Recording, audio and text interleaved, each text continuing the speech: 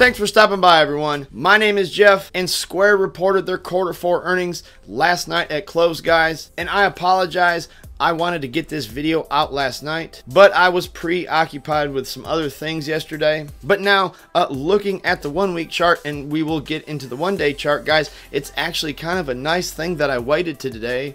You know, I think some questions I think people had probably just answered themselves a little bit. So right here in pre-market, guys, Square was trading around $74, $75 a share. It actually lost about 5 to 6% on the lowered guidance. And I did have some people reach out to me on YouTube and Facebook Messenger saying, you know, what should we do? You know, Square has lowered guidance going into Q1. Should we sell? Should we go ahead and try to get out, try to move out of this position? And first off, guys, no, I don't ever want you to sell on an earnings miss, okay? That's always a great time to buy. You know, I guess the only time I would ever suggest someone to sell on an earnings miss would be if you feel like there is just no hope, you know, for the company anymore. So I had a limit order set to buy more Square at $70. That number was never hit. And then since that time, Square has pretty much traded up in a straight line. And now it's up 1% on the day, and it's at $80.16. So in my opinion, a great earnings report, but slightly lowered guidance. And so now let's kind of dive into that. I was actually watching this report from my phone yesterday, but their Q4 non-GAAP EPS of 14 cents beat by 1 cent, and the revenue of $464 million beat by $10.84 million. So, and guys, that was a 64% year-over-year growth rate. So I was very, very happy with this report.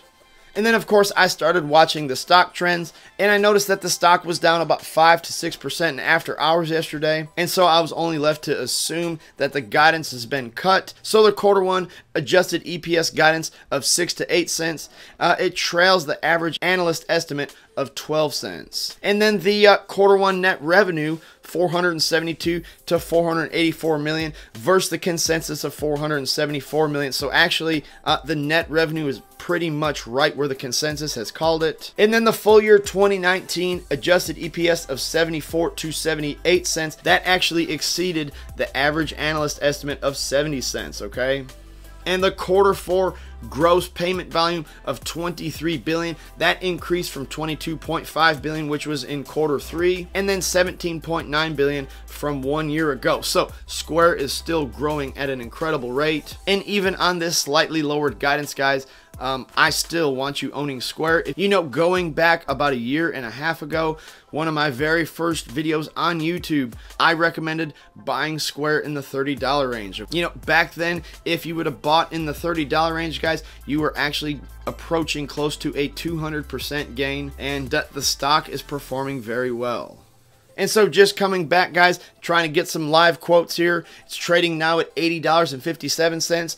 Right here at $80, I would probably tell you not to chase it, even though I think Square is pretty much a buy at any price. You know, the only thing I worry about kind of is the up and down market volatility right now. You know, it does appear like we are back in a bull market. I would like to see those highs on the S&P and Dow at least be met, you know, before I'm fully convinced that we're back into a bull market. But all in all, I'm happy with the earnings report Square had. I have no plans to sell this stock, guys, and unfortunately it did not drop low enough for me to add to the position today. But I'm sure I will find many ways to keep spending money, because that's just what I do, you know. But anyways, guys, that's all I got for today's video. I will have the 3 stocks to buy for March coming, and that video will be out tonight. Drop me a comment. Let me know what you're thinking about Square. I sure hope none of you sold on the miss, guys. Thanks for watching the video, and have a great day.